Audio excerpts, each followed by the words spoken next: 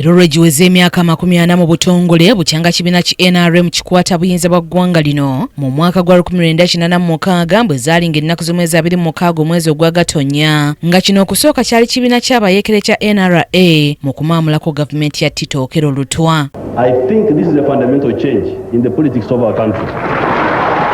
Kati olwaliro wakati mu kujaguza olunaku lwa meenunula bannakibiina ki NRM okubadde minisita wa Kampala era omubaka omulondo wa Kampala Central Hajjati Misa Kabanda bw'ozaayozeza President Museveni olw'okutuuka ku myaka gino 40 gye bagamba nti gibadde gya buwanguzi naddala nga yakutte enkasi. Nti omuntu omukulu asobola okukola ekintu n'omuntu omuto asobola okukola ekintu ekirungi.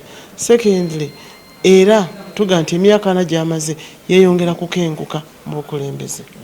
Ali tested byakoze webiri era tuga nti yeeyongere atutwale mu maaso paka Katonda lunasalawo tubakati yeke nyini akoyi w'omulala amudde mu bigere kaluluke kasalawo kamaze dde okusalawo nti already 2026 agitutte.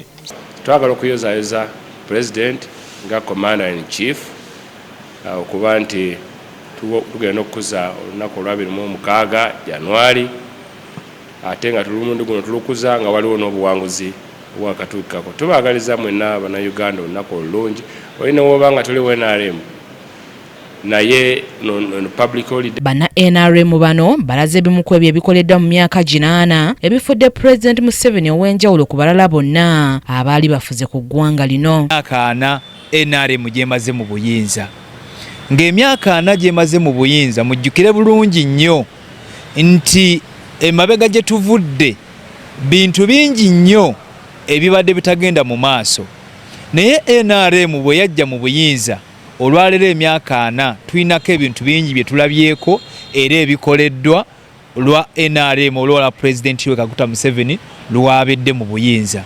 Kambaweko ekyokulabirako, tulina amasomero malungi nnyo, tulina enguudo nnungi nnyo, tulina ebyenkulaakulana bingi nnyo mu lunaku olwalero. Mutunulire n'ekibuga kyennyini nga Kampala ekyaliwo luli mu biseera biri President Museveni nga tannaba kujja mu buyinza tekyali bwe kiti. Kubeera nga katubeera ku TV nga n'aba TV baba 5-6 abakuli mu maaso bakujjako interview eyo nayo gain oba ebimu ku bituukiddwako. Luli omuntu yaweerezanga Radio Uganda. Tonese Kigudde akulira ekibiina ekirondoola manifesto ya President Museveni ekya Yellow Checkers era nga yesaba konzi waakyo agamba nti President Museveni ebintu bingi byakoledde bannayuganda ng'ekisookera ddala agamba nti gy'emirembe egiriwo mu ggwanga kuno agamba nti kwogatta n'ebyenfuna ebitumbuse awamu n'ebintu ebirala omuli ebyobulamu n'ebyenjigiriza. Omulimu munene mulungi nnyo olw'ensonga nti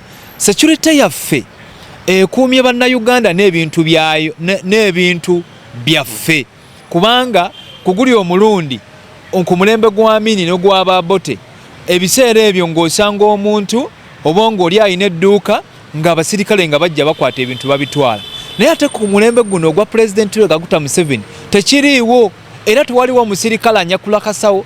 Olwaliro President Museveni yawangulidde ebitundu byawala nnyo oba bitundu ebyowaggulu olw'okusinziira nti President Museveni buli kimu akikoze, aleese enguudo, aleese amakubo, aleese amalwaliro, buli kimu kikoleddwa. Tetukyalina kye tumubanja NRM ekyaliwo emyaka 10. Bano tebalemye kwebaza balonzi abawadde President Museveni akalulu okusigala ng'akulembera eggwanga ekisanja ekirala eky'omusanvu. Akaluka President Kaguta Museveni olw'obuwagizi bwe mwakoze ne mulonda ne wano mu Kampala, kuba wano mu Kampala twali tetulina buwagizi naye okulaba nti obuwagizi bwe twafunye bungi nnyo. Kale nno nga bwe guba omuti nti gubaako emirandira, mbasaba olunaku olw'enkya ffenna tugende tulonde abakulembeze baffe aba NRM. Sebugenyi Joseph yakusakidde eggulire lino ku KTV Amalindirire.